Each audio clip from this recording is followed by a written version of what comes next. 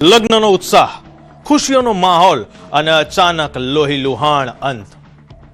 તાલાળાના રમરેચી ગામ પાસે રસ્તા કિનારે ઉભેલી એક શંકાસ્પદ કાર અને તેની અંદર પડેલી યુવાનની લાશ. યુવકનું અકસ્માત થયું કે પછી કોઈ પૂર્વ આયોજિત ખૂની ખેલ ખેલવામાં આવ્યો? તારીખ 7મી માર્ચ 2026. તાલાળાનું રમરેચી ગામ લગ્નના ઉત્સાહમાં તરબોળ હતું. સગા સંબંધીઓની ભીડ હતી અને ખુશીઓનો માહોલ હતો. જૂથડ ગામથી આવેલા 30 વર્ષીય ભરતભાઈ સોનરવા પણ આ ખુશીઓમાં સામેલ હતા. પણ કોઈને ક્યાં ખબર હતી કે લગ્નની આ રાત ભરત માટે અંતિમ રાત સાબિત થશે. મોડી રાત્રે લગ્ન પ્રસંગ પતાવી ભરત પોતાની કાર લઈને પરત નીકળ્યા. પણ સવાર થતા જે દ્રશ્ય સામે આવ્યું તેણે આખા પંથકને હચમચાવી દીધું. પોતાની જ ગાડીની બાજુમાં ભરતનો નિષ્પ્રાણ દેહ પડેલો હતો. કાર પાર્ક કરેલી હતી પણ તેની અંદર સવારી કરી રહેલો યુવાન હવે આ દુનિયામાં નહોતો. જ્યારે ગામ લોકો જાગ્યા ત્યારે આ સનસનીખેજ ઘટનાનો ખુલાસો થયો. હોસ્પિટલ બહાર લોકોના ટોળા ઉમટી પડ્યા અને વાતાવરણમાં ગમગીની સાથે આક્રોશ વ્યાપી ગયો. રાત્રે ગયા પછીથી આ બધા લોકો રમરેચી એના સગાવાલા બધા લોકો સૂઈ ગયેલા. સવારે વહેલી સવારે 1 વાગે જ્યારે બધા લોકો ઉઠ્યા ત્યારે જોયું એના ઘરના આંગણાની અંદર જ ભરતની ગાડીની બાજુમાં ભરતની નિષ્પ્રાણ દેહ સુવડાવેલો હતો. જેથી આજુબાજુના લોકોને તરત જાણ કરી, પોલીસને જાણ કરી. આ માત્ર કુદરતી મોત નથી પણ એક સુનિયોજિત હત્યા હોવાનો ગંભીર આક્ષેપ પરિવાર અને અનુસૂચિત જાતિ સમાજના આગેવાનો કરી રહ્યા છે. હોસ્પિટલ પરિસરમાં ઉહાપો મચી ગયો છે. ન્યાયની માંગ સાથે પરિવારે ચીમકી ઉચ્ચારી છે કે જ્યાં સુધી હત્યારાઓ જેલની અંદર નહીં જાય ત્યાં સુધી મૃતદેહનો સ્વીકાર કરવામાં આવશે નહીં. આ હત્યા થઈ છે અને પોલીસ પણ કહે છે કે હત્યા જ છે. જો આરોપીઓ નહીં પકડાય તો અમે જુનાગઢ ખાતેથી પીએમ જે થાય છે ત્યાંથી અમે બોડી સ્વીકારવાના નથી જ્યાં સુધી આરોપીઓ નહીં પકડાય. સર્ચ, સીસીટીવી અને સસ્પેન્સ.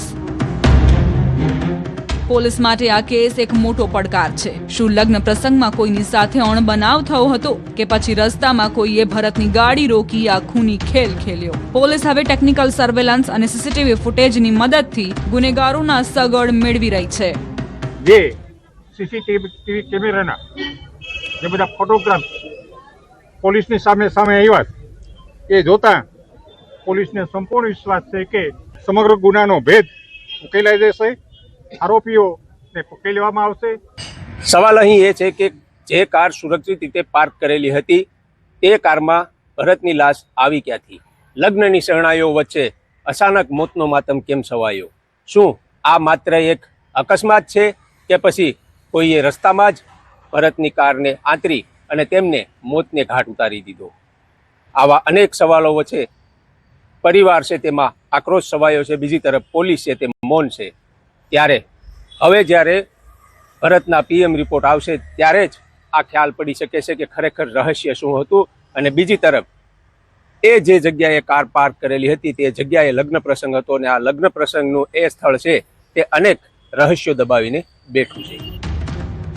રમરેચીના રસ્તાઓ પર અત્યારે ભલે સન્નાટો હોય પણ પોલીસની તપાસ તેજ બની છે. પોસ્ટમોર્ટમ રિપોર્ટ આ સસ્પેન્સ પરથી પડદો ઊંચકશે કે આખરે એ રાત્રે કારમાં શું બન્યું હતું. ભરતનું મોત અકસ્માત હતો કે પછી આ પૂર્વ આયોજિત હત્યા? સત્ય ટૂંક સમયમાં જ સામે આવશે. ગીર સોમનાથ, દિનેશ સોલંકી, ન્યૂઝ 18 ગુજરાતી. ગાંધીધામમાં ગુંજતું ગૂઢ મૃત્યુનું ગૂંચવણ ભર્યું ગણિત. વગદાર વ્યાજખોરોના વ્યાજ વટાવવામાં વેડફાયું રાજકીય નેતાનું વહાલું જીવન. સુસાઇડ નોટમાં સનસનીખેજ સવાલો અને 18 લોકોના નામનો ઉલ્લેખ. જોઈએ આપઘાત કેસમાં મોટો ખુલાસો.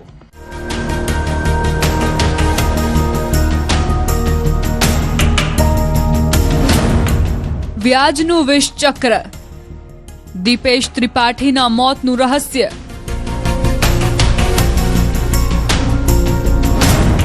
સફેદ પોશ નેતા, વ્યાજખોરીની વેદના. ગાંધીધામમાં રાજકીય પક્ષના મંત્રી દીપેશ ત્રિપાઠી, એક પ્રતિષ્ઠિત નામ, એક ઊંચો હોદ્દો, પણ આ ચમકતી દુનિયા પાછળ છુપાયેલું હતું એક એવું અંધારું જેણે દીપેશને મોતના ઉંબરે લાવી મૂક્યો. બાલાજી વેફર્સની એજન્સી ચલાવતા દીપેશ ત્રિપાઠીએ જ્યારે આપઘાત કર્યો ત્યારે સમગ્ર કચ્છમાં ખળભળાટ મચી ગયો. પણ આ માત્ર આત્મહત્યા નહોતી, આ હતું વ્યાજખોરોના રાક્ષસી પંજામાં ફસાયેલા એક લાચાર માણસનું સંસ્થાકીય ખૂન. દીપેશભાઈ પોતે બાલાજી વેફર્સની એજન્સી ચલાવતા હતા અને તેમને એજન્સી ચલાવવાનું બાલાજી વેફર્સની જે એજન્સી હતી એમનું કામકાજ કટારી એજન્સીને આપેલું અને આ કટારી એજન્સીના કેટલાક લોકો દ્વારા આમ દીપેશભાઈને માલ સપ્લાય કરવામાં તેમજ વિવિધ રીતે આર્થિક સંકળામણમાં મૂકવામાં આવેલા અને એમને માનસિક રીતે હેરાન પરેશાન કરવામાં આવતા હતા. જલ્લાદ વ્યાજખોરો, દાગીનાથી લઈને મકાન સુધી હડપ્યું. દીપેશની સ્યુસાઇડ નોટ અને મોબાઈલ વિડીયો, આ બે પુરાવાઓએ વ્યાજખોરોના કાળા સામ્રાજ્યના વરવા ચહેરા પરથી નકાબ ઉતારી દીધો છે. આદિપુર પોલીસના સકંજામાં રહેલો આ છે આરોપી પ્રકાશ મોદી. આરોપ છે કે તેણે લોન કરાવી આપવાના બહાને અડધી રકમ કમિશન પેટે ખંખેરી લીધી, તો કોઈએ પત્નીના દાગીના ગીરવે લીધા, તો કોઈએ મકાનની ફાઇલ દબાવી રાખી. 18 થી 20 જલ્લાદોની યાદીમાં રાજકીય પક્ષના જ મોટા નેતાઓના પુત્રોના નામ પણ ખુલતા રાજકીય ગરમાવો આવી ગયો છે.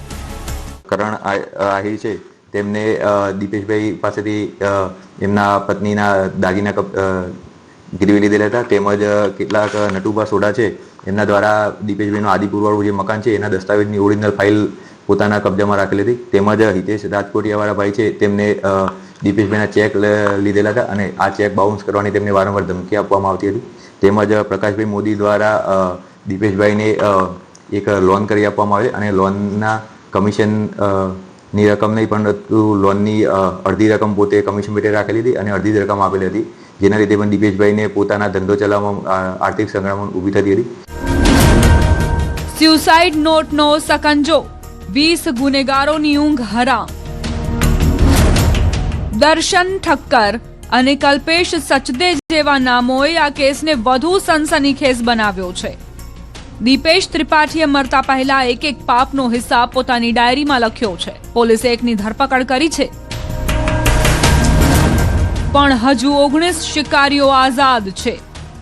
શું સત્તાના નશામાં ચૂર આ વ્યાજખોરોને પોલીસ જેલના સળિયા પાછળ ધકેલી શકશે કે પછી આ કેસ પણ ફાઇલોમાં દબાઈ જશે? તેમને પોતાની સુસાઇડ નોટ અને પોતાના ફોનમાં બનેલા વિડીયોમાં આ તમામ લોકોના ત્રાસ વિશેનો પોતે ઉલ્લેખ કરેલો, જે બનાવના આધારે દીપેશભાઈની પત્ની દ્વારા પોલીસને જાણ કરવામાં આવી અને પોલીસ સ્ટેશન ખાતે ફરિયાદ દાખલ કરવામાં છે. પોલીસ દ્વારા આ બાબતની તપાસ તજવીજ ચાલુમાં છે અને હાલમાં પોલીસ દ્વારા પ્રકાશ મોદી કરીને એક આરોપીની અટક કરવામાં આવી છે. ફરિયાદમાં જે 20 માણસોના નામ છે એ તમામ આરોપીની તપાસ ચાલુમાં છે અને જે એમને ફરિયાદમાં જે રીતે ઉલ્લેખ કરેલ છે એ તમામ દસ્તાવેજો અને તમામ પુરાવાઓની તજવીજ ચાલુમાં છે. દીપેશ ત્રિપાઠીનું મોત માત્ર આંકડો નથી, પણ વ્યાજખોરીના કેન્સરનું જીવંત ઉદાહરણ છે. પોલીસની તપાસ હવે કયા વળાંકે પહોંચશે તેના પર સૌની નજર છે. કચ્છથી મેહુલ સોલંકી, ન્યૂઝ 18 ગુજરાતી.